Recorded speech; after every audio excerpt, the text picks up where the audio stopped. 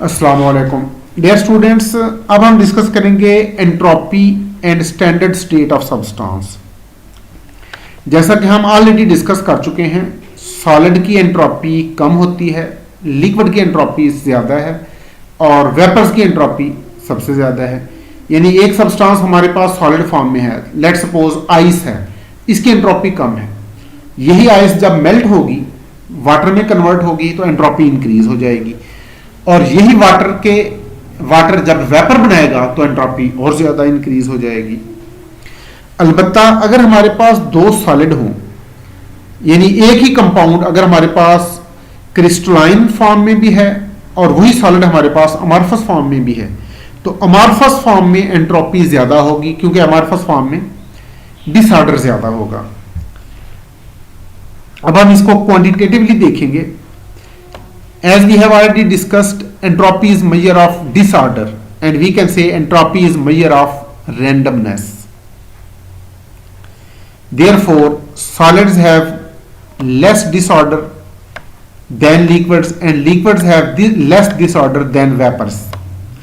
Therefore, entropy of solid is less than entropy of liquids, and entropy of liquids is less than entropy of gases. And when we compare amorphous and crystalline solid, we can say entropy of amorphous solid is greater than entropy of crystalline solids. एक बात और है कि अगर आपके पास दोनों gases हैं, ये गैसेस अगर आपके पास सेपरेट हैं तो इनकी, यानी let's suppose you have two gases separately, then you mix these gases, then entropy of mixture of gases is greater than sum of their individual entropies. Suppose we have two gases A and B.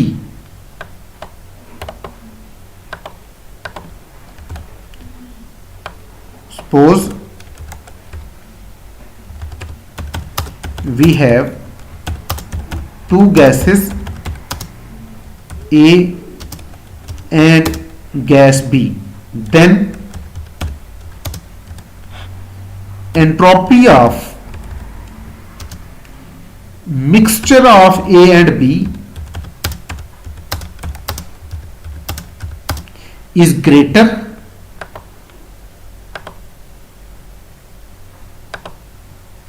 than sum of entropy of gas A and entropy of gas B.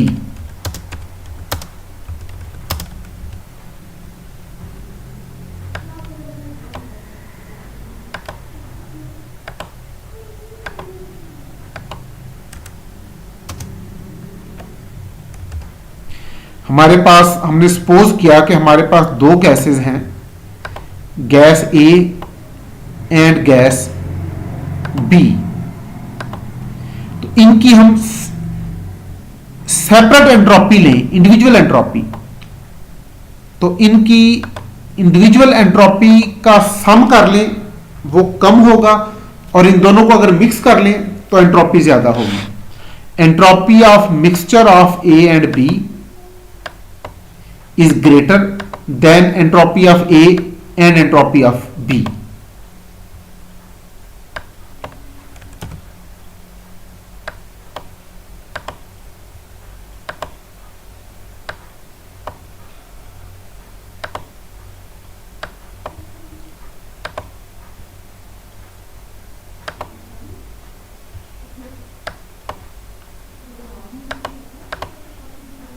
अब देखें कुछ substance की entropy.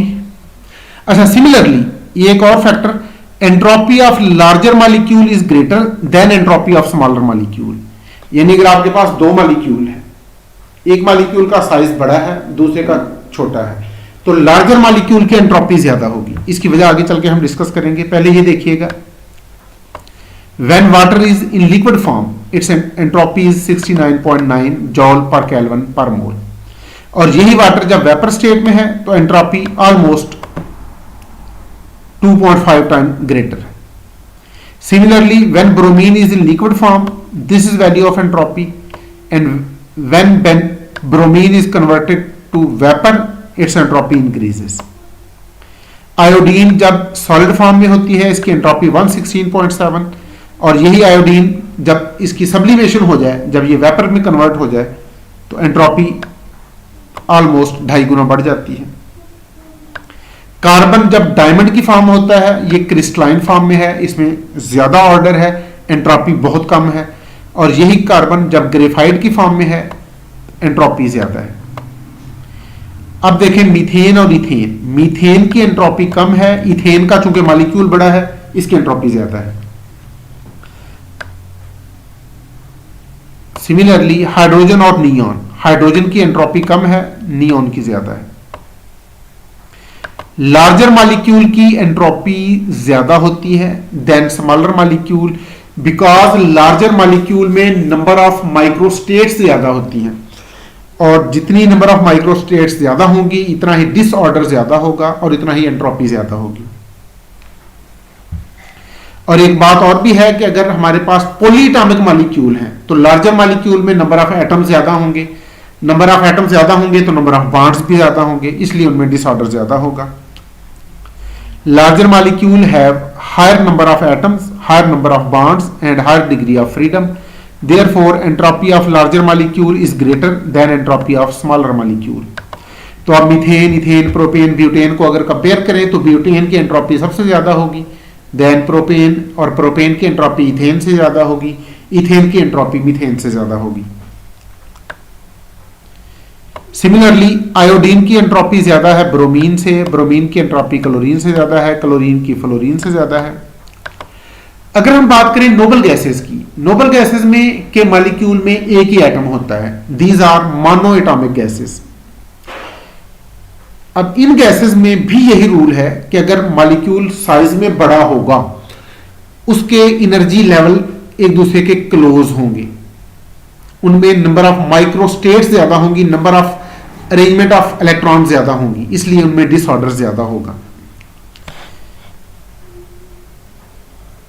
In noble gases, larger molecule have higher entropy because heavy molecule have less energy difference between levels। Molecule का size जितना बड़ा होगा उतना ही उसका मैस ज्यादा होगा, और जितना मैस ज्यादा होगा उतना ही उसके एनर्जी लेवल के दरमियान डिफरेंस कम होगा, और एनर्जी लेवल के दरमियान डिस्टेंस जितना कम होगा उतना ही उसमें number of distinguishable arrangement of electron ज्यादा होंगी, और ये number of distinguishable arrangement of electron को नंबर ऑफ माइक्रोस्टेट्स भी कहते हैं। There are greater number of distinguishable arrangement of electron, it mean there are greater number of microstates.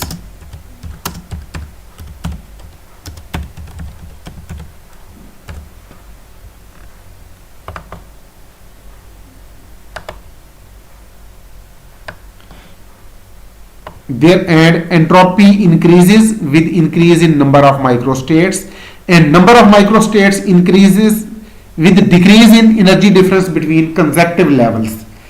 Consecutive level के दरमियान एनर्जी का डिफरेंस जितना कम होगा उतना ही नंबर ऑफ माइक्रोस्टेट्स ज्यादा होंगी, नंबर ऑफ माइक्रोस्टेट्स ज्यादा होंगी तो number of distinguishable arrangement of electron ज्यादा होंगी, और number of distinguishable arrangement of electron ज्यादा होंगी तो डिसऑर्डर ज्यादा होगा, और इसलिए एंट्रोपी ज्यादा होगी।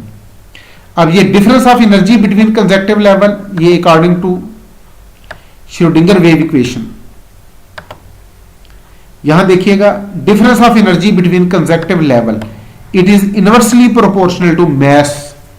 तो पार्टिकल का मैस जितना ज्यादा होगा उतना ही उसके energy level close to each other होंगे।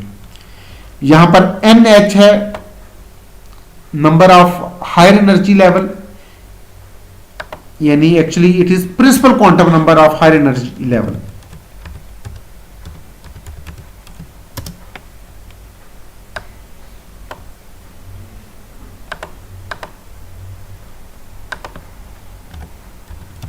यहां यानी नंबर से मुराद तादाद नहीं है बल्कि प्रिंसिपल क्वांटम नंबर है। NH is principal quantum number of higher energy level and NL is principal quantum number of lower energy level। तो हायर एनर्जी लेवल के प्रिंसिपल क्वांटम नंबर का भी हम स्क्वायर लेंगे और लोअर एनर्जी लेवल के principal quantum number का भी हम स्क्वायर लेंगे।